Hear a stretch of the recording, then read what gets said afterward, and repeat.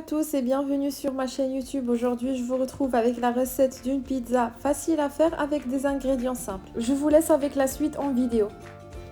السلام عليكم، مرحبا بكم معايا في فيديو جديد اللي غادي نحضروا فيه فطيره بعجينه مورقه كتجي رطبه بزاف. نخليكم تشوفوا المقادير. Pour préparer la pâte, j'aurai besoin de 300 g de farine, une cuillère à soupe de sucre, une cuillère à café de levure boulangère, 15 ml d'huile d'olive,